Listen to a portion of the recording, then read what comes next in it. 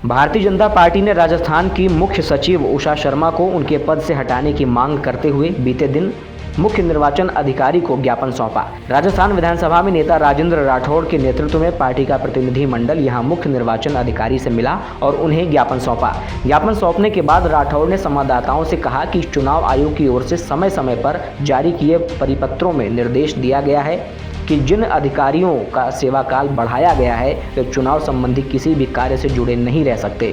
उन्होंने कहा कि राजस्थान में चुनाव के समय आचार संहिता के अनुपालन में मुख्य सचिव की मुख्य भूमिका रहती है।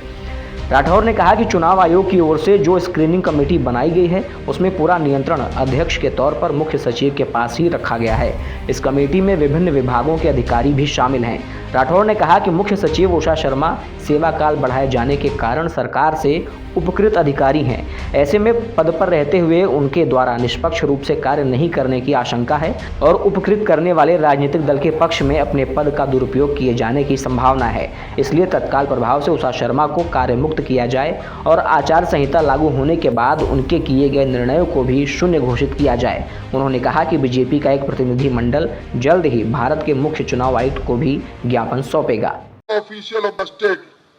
Except those listed in the office of the CEO, Chief Election Officer, who are on the extension of the service or re-employment in different capacity will not be associated with the election related work. हमने चुनाव आयुक्त महोदय को कहा है कि जो उनके निर्देशन पर जो चुनाव में स्क्रीनिंग कमेटी भी है, जो चुनाव की आदर्श आचार संहिता के बारे में उसके पालना के लिए और आदर्श संहिता के उल्लंघन के अंदर कोई शिकायत जब आती है तो चुनाव आयुक्त को स्क्रीनिंग कमेटी जिस चेयरमैनशिप मुख्य सचिव महोदय करती है इन ऑफिशियल कैपेसिटी, जिसमें विभिन्न विभागों के सचिव प्रमुख शासन सचिव होते हैं, वो स्क्रीनिंग कमेटी जिसका मुख्य दायित्व राजस्थान में निष्पक्ष चुनाव के साथ साथ आदर्श आचार संहिता का पालना हो, उल्लंघन हो तो उसमें कार्रवाई के लिए जो मुख्य चुनाव आयुक्त को अपनी सिफारिश भेजती है उसकी अध्यक्ष है। इस नाते वो सीधा राजस्थान में विधानसभा के आम चुनाव के साथ उनकी संलिप्तता है, इसलिए उनको अपने पद पर वैधानिक तौर पर चुनाव आयोग भारत सरकार के निर्देश के आधार पर एक दिन भी पद पर रहने का अधिकार नहीं। होना तो चाहिए था कि ये जो सर्कुलर जिसकी बात मैंने 2 जून 2023 को कही, इससे पहले भी इसी प्रकार का सर्कुलर 2018 में निकला था और इससे भी कई सर्कुलर निकले। स्वतः ही चुनाव की घोषणा के साथ ही राजस्थान के मुख्य सचिव को अपने पद को छोड़ देना चाहिए, परंतु हम दे रहे हैं लगातार अधिकारियों के स्थानांतरण से लेकर विभिन्न सरकारी गतिविधियों में मुख्य सचिव जी भाग ले रही है और उसके साथ ही जो चुनाव आयोग के द्वारा जारी किए गए स्पष्ट निर्देश है उनका ये उल्लंघन है। और इसके साथ ही हमने मुख्य चुनाव को हमने जो 21/10 को उनको ज्ञापन दिया था, जिसमें कांग्रेस की नेता प्रियंका वाड्रा ने चुनाव की आचार संहिता और चुनाव आयोग के निर्देश जो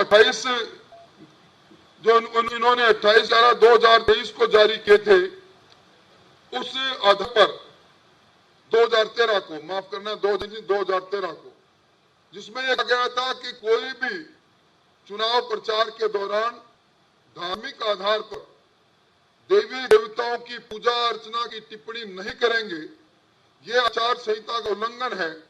हमने राजस्थान के चुनाव आयोग को यह भी कहा कि हमने पहले जो ज्ञापन दिया है उस पर भी वो संज्ञान ले। इन 2 विषयों को लेकर हमने वो सारे सर्कुलर और जो समय समय पर उच्चतम न्यायालय ने इस संबंध में अलग अलग संबंधों में निर्णय दिया उनके साथ हमने आज मुख्य चुनाव आयुक्त राजस्थान को ज्ञापन दिया है। हमारा एक डेलीगेशन शिष्टमंडल भारत के मुख्य चुनाव आयुक्त को भी आज ज्ञापन देगा और हम मांग करेंगे कि सरकार तुरंत ही मुख्य सचिव पद से मुक्त उन्हें करे। उन्हें वैधानिक तौर पर कोई अधिकार नहीं। उनके द्वारा जो निर्णय लिए गए हैं चुनाव की आदर्श आचार संहिता की घोषणा के बाद वो सारे निर्णय शून्य है कि एक व्यक्ति दो कैपेसिटी में काम नहीं कर सकता।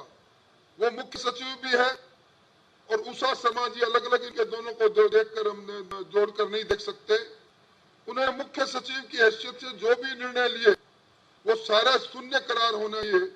वो सारे निर्णय का दोबारा परीक्षण हो और दोबारा उनके आदेश निकले। ये बात भी हमने आज मुख्य चुनाव आयुक्त को कही है। मोटे तौर पर मैं कह सकूं कि जहां एक और आदर्श आचार संहिता के लगने के बाद सरकार ने जो महंगाई राहत कैंप के नाम जो अन्नपूर्णा किट बांटने की बात कही थी, चूंकि उनका बजट 3 महीने के लिए इन्होंने लिया था, पूरी राशि नहीं ली थी। Smart telephone, Annapurna kit, cylinder में सब्सिडी, सभी योजनाएं बंद हुई है। इस कारण से नहीं कि आचार संहिता, बल्कि इस कारण से कि सरकार ने बजटीय प्रावधान नहीं किया था। मोटे तौर पर मुझे इन्हीं बातों की ओर रेखांकित करना था। हमारे शिष्टमंडल में गए नारायण जी,